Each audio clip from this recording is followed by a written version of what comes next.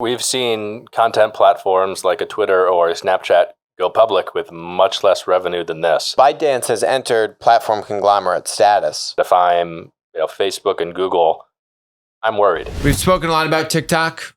Probably some of you are TikTok users. TikTok's owner is ByteDance. It's the largest private company in the world, or at least largest private tech company in the world. Not private tech company. I'm sure like Aramco, the Saudi oil company, is bigger. They had over $7 billion in revenue. Right, and this is a content app, so that's not GMV. They're not conflating product GMV purchases. This is advertising revenue, which is an astounding number for the first half of the year. So this is 2 quarters, but it's still a very meaningful size of money coming from not just TikTok, but ByteDance owns other apps in China as well. And this is a pretty major deal. What do you make of this, Nick? We've seen content platforms like a Twitter or a Snapchat go public with much less revenue than this. Mm-hmm. So if I'm ByteDance, if I'm making $10+ billion a year already in revenue, mm-hmm. Obviously that's not profit, and they may not yet be profitable. I've clearly proven that there's a business model here, and I can make money, and I can continue to scale. Look at this. All of 2018, they generated $7.2 billion in revenue. Right, so they've First effectively half doubled. Of 2019, right, they're at $7 billion.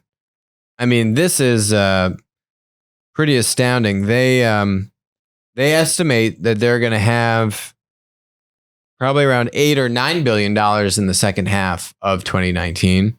So I don't know, you're at $15-16 billion in revenue.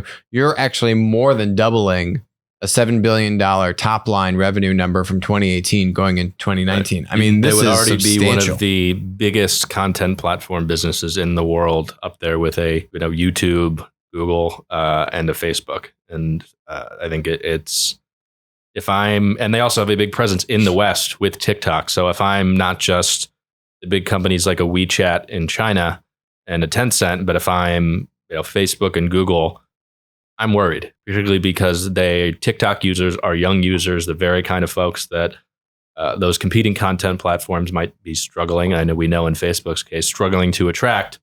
I'm worried about my future if this company is growing so quickly and making money on an audience that I don't have. Mm-hmm. And now they're saying it. So ByteDance has entered platform conglomerate status. Right. They have TikTok, which is primarily outside of China, and then they have kind of a somewhat similar app in China. Right. Both content models, so I would say it's not necessarily kind of the overlapping platform conglomerate status that we talk about, but this is, right? So Lark is an example, which is a kind of work collaboration platform. They've got a big news platform in China as well. News platform. They're getting into linear music streaming apps. So you can see this business now cascading other platform types. It's not just other content platforms like TikTok. It's like this collaboration platform model, other platforms, platform types that they're stacking on top of each other. So look, it's platform conglomerate.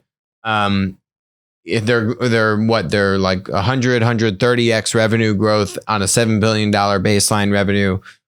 This company is blowing up. Hi, this is Alex Mozed. Thanks for joining us on Winner Take All.